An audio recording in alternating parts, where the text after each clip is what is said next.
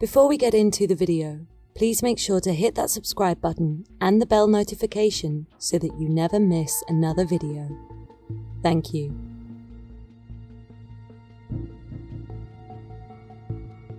Have you ever been on one of those treasure hunts across the city? I did one with a friend a few months ago, and it was fantastic. We spent a good few hours wandering around parts of the city I often overlook, following cryptic directions and solving clues. It was a really wholesome day out, so I decided to do another one yesterday. It did not go so well. I was browsing through social media aimlessly one night when a sponsored post popped up advertising a treasure hunt with a horror twist. Being a fan of the spookier side of things, my interest was piqued, and I clicked the link. The premise of the adventure seemed almost identical to the one I had done before, except for the theme and the fact that this one had to be done at night. The theme was, can you catch a killer? Roam the streets of London in the wake of a devastating hunter. Will you catch them before they catch you? I fell hook, line and sinker for it, and I booked for the Friday night.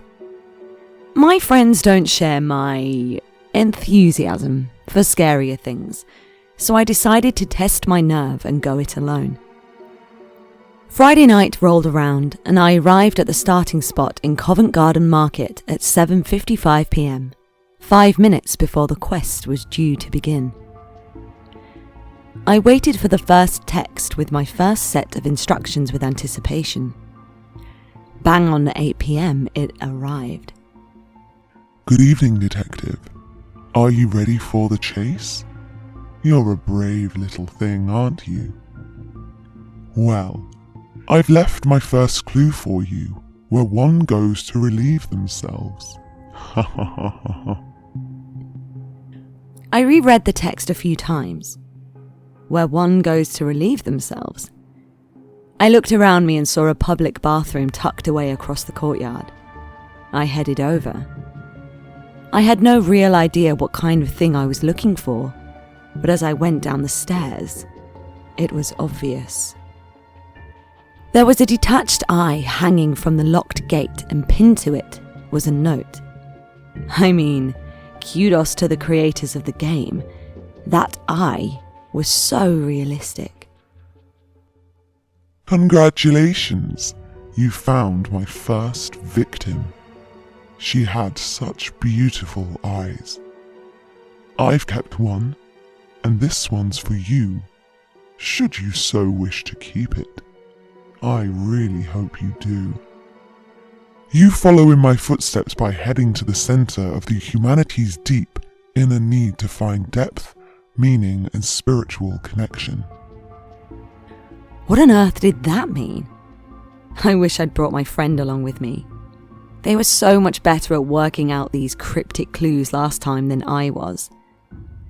I unpinned the note to see if there was anything on the back, but it was blank, and I was stumped. Judging from the way you've not set off to find me, I'm assuming you haven't worked out my little clue yet. I'm guessing you're not into numerology. A shame. I had high hopes for you. Numerology? That must be a clue. After a bit of Googling, it turns out the number 7 apparently represents all that the killer had suggested. Of course, 7 Dials is just the other side of Covent Garden. Feeling accomplished, I set off walking. A short few minutes later, I arrived in the centre, where the 7 roads meet, and started to walk around the plinth in the middle. It was empty, except for a notebook. Could this be the next clue? I looked around to see if anyone could have left it. It seemed like a risk to leave a clue in such a public location, but I inched closer and saw writing on the front in blood red ink. Open me. Well, I obeyed. Inside were photographs of women tied up and gagged. I kept flipping. The more I flipped, the more it unsettled me. These weren't cringy PG photographs taken by actors. They looked so real. I closed the book in horror. This was too much for me. This wasn't entertaining at all. I decided to quit and call it a night. As I started walking towards the tube to head home, my phone started to ring. Withheld number. I rejected the call. My phone rang again. I rejected the call and sent a text saying that something came up and I was leaving the game. The person replied. A photo text with an image of me from behind. I spun around to see where the game master was. I was pissed off now and didn't want to play anymore. I replied saying that I didn't want to continue. Please end the game. They replied, You don't get to leave the game until I say so. This is my game and I decide the rules. You are no longer an accomplice. The predator becomes the prey. Good luck. I rolled my eyes. Cute way to stay in character. Despite this, I felt on edge throughout my whole tube ride home. I always felt like there was someone just out of sight, watching me. I know I'm just being stupid. It's the same feeling I get after I've watched a scary film, but this felt more real because it had been interactive. I guess I should lay off the horror content for a while.